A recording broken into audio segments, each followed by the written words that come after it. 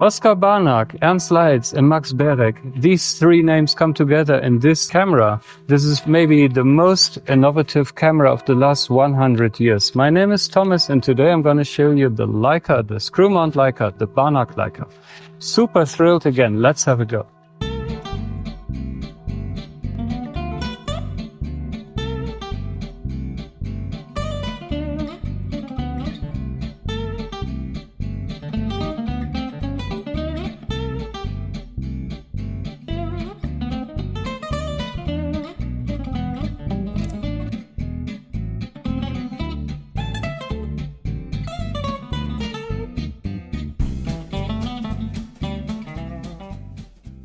Barnack Leicas come in very many different flavors. They were made from around 1924, evolved into a system camera with interchangeable lenses in 1931, gained the rangefinder in 1932, and they were in production until around 1960. The Leica M, which was the successor of the series, started in 1954, by the way.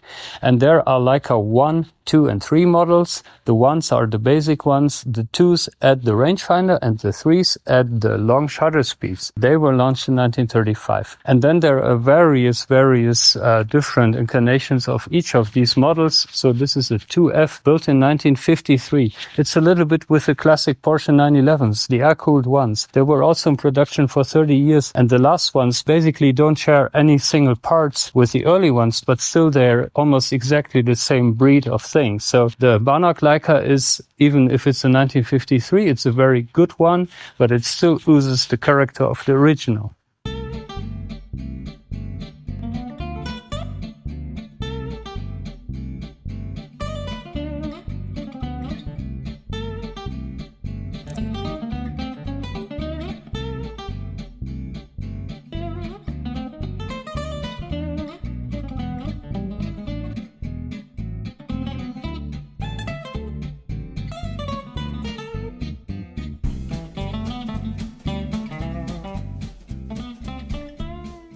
All the buttons and dials are already in the same place you would think they should be today. Again, a proof of how right Oskar Barnack got it in the 1920s already.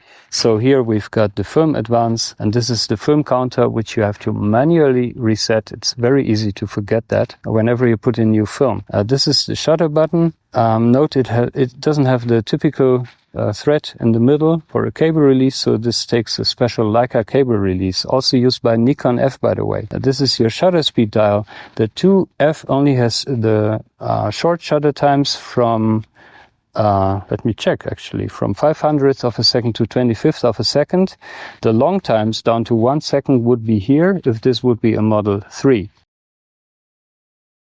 And here you've got a cold shoe. There is no synchro thing for the flash in here, but you've got a flash synchronization via this thing here. But don't use it. It's really cumbersome and it's just not fit for flash photography in a modern way. Here you rewind your film, and here you also have got a lever which is a diopter correction for your rangefinder. Notice this has the classic twin viewports. This is for the viewfinder, this is for the rangefinder. From the front, here is the viewfinder window. These two are the rangefinder windows for your focusing. Here is the lens, of course, and yeah, there's not a lot else. I mean, here it's very clean. You open it here, it's a bottom loading camera. That means only this bottom part comes up. You lift the film out of here. Nothing opens on the rear. That's also a bit cumbersome. When you load film, on the other hand, it makes it so sleek and also pretty robust. And it's got the famous Leica thread mount, LTM. Well, the thing with thread mounts is you always have to turn and turn and turn. A lot of companies made lenses for this. There were a lot of Leica copies. Even Canon started with Leica copies. The Soviet Union did a lot of them. And even today you can get some new lenses from companies like Voigtlander or TT Artisan. They're very rarely available, but they do them from time to time. So that's it about the Leica IIf.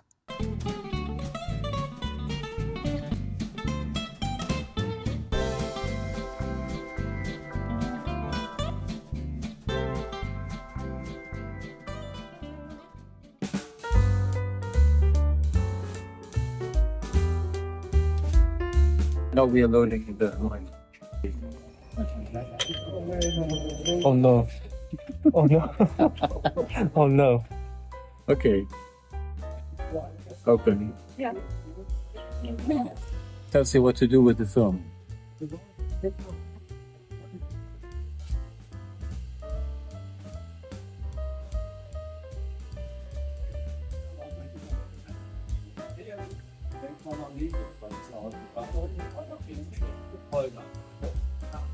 You have to cut it. Yeah.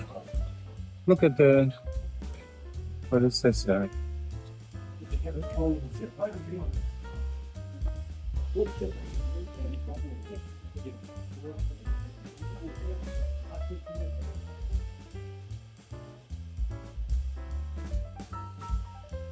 And it always cut it here between the sprocket holes, so you don't have half.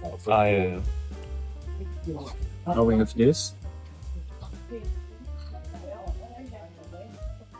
Ta-da. Ta-da. Why you had to cut it off, though? Because otherwise, when you will slip it like this, it won't go behind the rails. Oh, is it? Yeah. Okay. How do you like loading the Leica? I've never do that. No, it's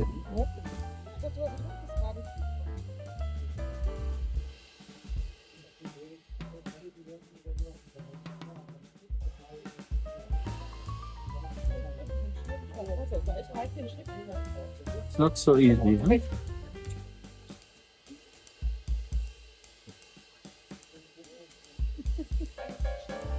Like this.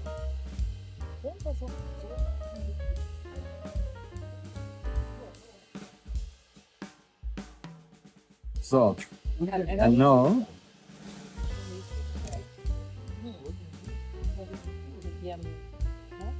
it works, it seems.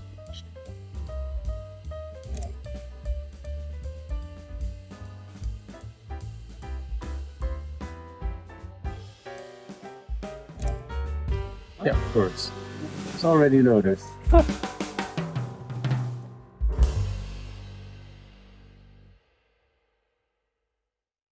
So the location of today's video is the village of Tourtour in the south of France, close to the city of Draguignan in Département Var. It's a beautiful village. It's listed as one of the most beautiful villages of the whole of France, actually. And it's very high on top of sort of a hilly area, 600 meters or something above sea level. So they say it's le village dans le ciel de Provence, which means it's the village in the sky of the Provence. Beautiful.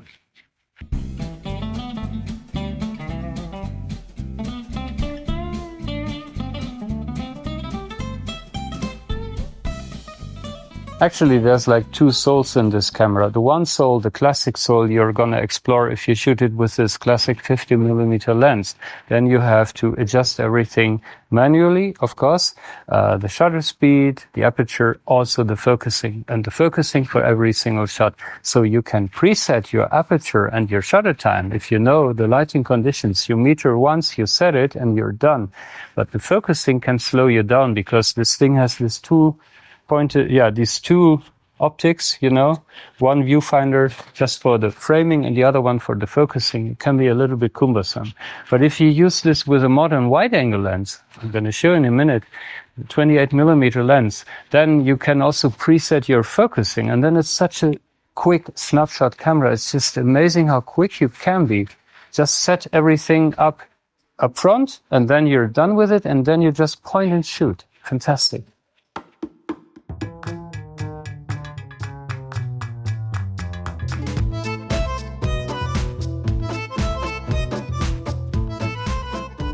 So you've just seen the scenery I want to take a picture of. As you see, it's in bright sunshine. So according to the Sunny 16 rule, I set up my camera to 100th of a second in this case, and f8 to 11. So the only thing I now need to do is to focus and then compose. And that's it.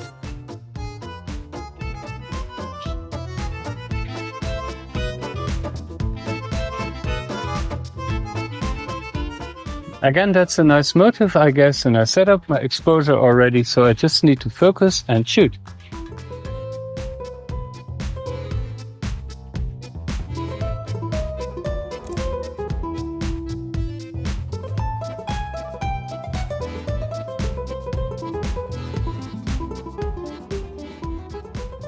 One big limitation you have to live with if you're shooting a Barnack Leica today is they have a close focus of 1 meter, and that's really, really annoying sometimes. So I can take a shot of this thing from here, but I can't go any closer. It's just not possible. Back in the day, when this was the #1 system camera of the world, of course, they had all sorts of fancy attachments for close-up photography, but you don't want to use them today because they're really a pain in the ass to use. So 1 meter is your close focus limit, and it doesn't matter what sort of lens you use.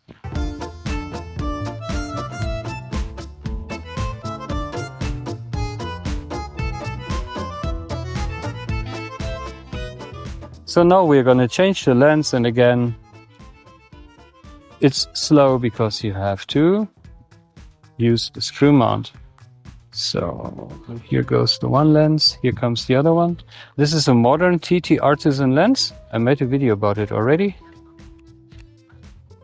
And now aligned. Click, click, click. And because this is a wide-angle lens, this is a 28mm, you also need a 28mm viewfinder. Oh, like this. So you're gonna compose through this, shoot with this. And this lens transforms the camera into a real snapshot camera because the focusing is so easy at f5.6 or f8 and 28mm. Everything is in focus anyway, right?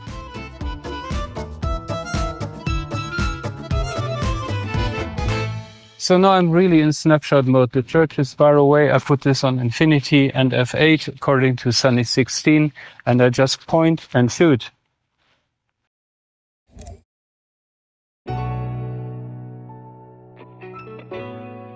Super easy.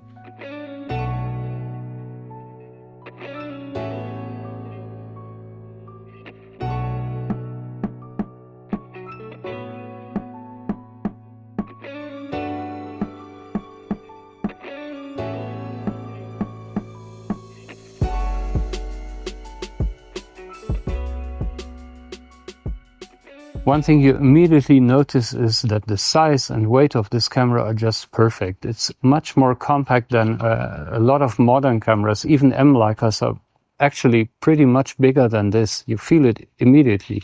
And the other thing is you either have these pancake style lenses or you have these retractable lenses like the standard 50mm lens that make it even more compact when you transport it. Of course, you always have to pay attention that you retract the lens, that you pull it out before you shoot, and also that you don't have your lens cap on it because you don't see that in the viewfinder. But size-wise and weight-wise, this is fantastic. And still it feels like a Swiss watch. I don't know any other camera that is made to an even higher standard than a 1950s screw-mount Leica.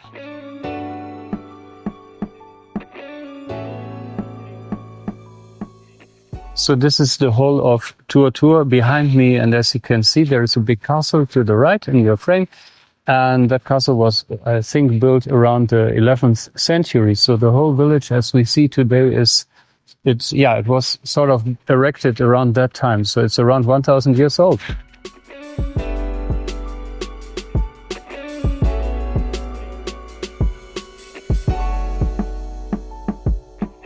In case you're in the market for a Barnack Leica, I'd always recommend the post-war ones due to the better body construction, yet the pre-war models are the 100% original Barnack design, and the pre-war lenses are uncoated, which gives a more vintage look if you're after that. First thing is the shutter. It's a cloth shutter, and if the camera's been pointed towards the sun without a lens cap, sunlight might burn holes into the shutter curtains. Remember, you can only check it from the front, but you can't look through the rear, cause the camera back doesn't open. So in the end, you'll need to shoot a test film to confirm that the shutter is light tight. Second, the rangefinders work by merging two images into one. Inside there is a semi-mirror surface which lasts forever, but if someone did a CLA in the past and the viewfinder has been cleaned, that silvering can easily get damaged, and then it's very hard to see the overlay image to focus. So check that out as well. About prices, I paid 550 euros for this set, including original lens cap and this ever-ready case. Note that the case doesn't work if you have an auxiliary finder on the camera. The 3C and 3F models might be a bit more expensive because they add the long shutter times and a self-timer over the two series. The most expensive one is the 3G with a unique finder that adds 50 and 90mm frame lines, even parallax corrected. Expect maybe up to 1000 euros for a nice 3G set. Still, they're all much less than Leica M's.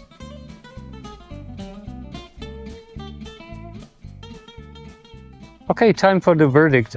As always with these old cameras, there's not so much to say in terms of pluses and minuses. But there is one big minus, and I'll start with that, and that is the close focus limit. I find it really limiting. 1 meter is like this, and you cannot go any closer, no detail shots, unless you're using a pretty telephoto-like lens. But that brings me to the other disadvantage. Long telephoto lenses don't really work well with a rangefinder camera, so you're gonna shoot something between 28 and maybe 75, 90 millimeters normally.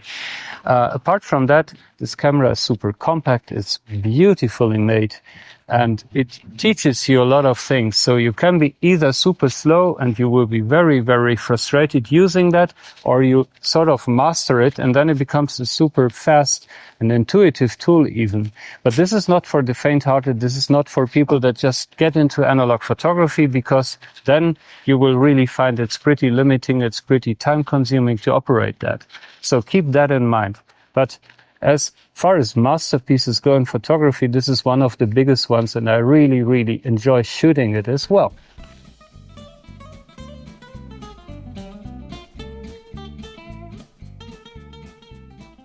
So that's it for today.